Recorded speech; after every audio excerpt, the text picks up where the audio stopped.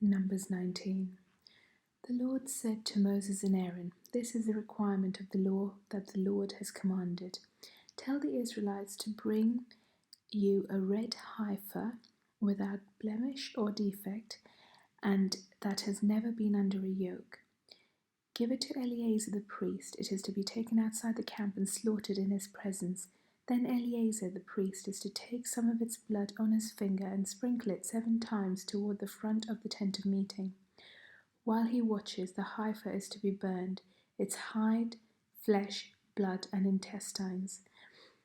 The priest is to take some cedar wood, hyssop, and scarlet wool, and throw them onto the burning heifer.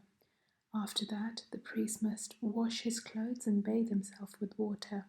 He may then come into the camp, but he will be ceremonially unclean till evening. The man who burns it must also wash his clothes and bathe with water, and he too will be unclean till evening. A man who is clean shall gather up the ashes of the heifer and put them in a ceremonially clean place outside the camp. They are to be kept by the Israelite community for use in the water of cleansing. It is for purification from sin.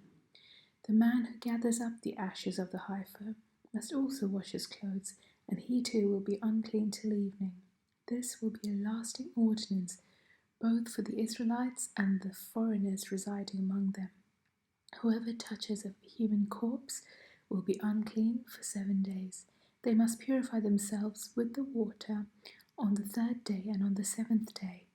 Then they will be clean, but if they do not purify themselves on the 3rd and 7th days, they will not be clean. If they fail to purify themselves after touching a human corpse, they will defile the Lord's tabernacle. They must be cut off from Israel. Because the water of cleansing has not been sprinkled on them, they are unclean. Their uncleanness remains on them. This is the law that applies when a person dies in a tent. Anyone who enters the tent and anyone who is in it will be unclean for 7 days, and every open container without a lid fastened on it will be unclean. Anyone out in the open who touches someone who has been killed with a sword, or someone who has died a natural death, or anyone who touches a human bone or a grave will be unclean for 7 days. For the unclean person, put some ashes from the burnt purification offering into a jar and pour fresh water over them. Then a man who is ceremonially clean is to take some hyssop, dip it in the water, and sprinkle the tent and all the furnishings and the people who were in it.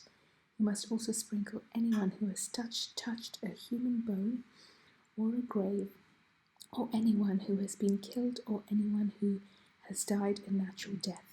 The man who is clean is to sprinkle those who are unclean on the 3rd and 7th days, and on the 7th day he is to purify them.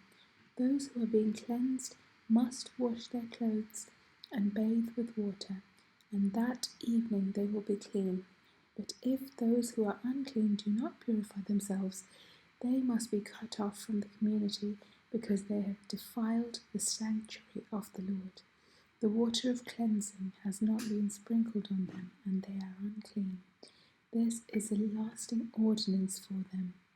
The man who sprinkles the water of cleansing must also wash his clothes, and anyone who touches the water of cleansing will be unclean till evening.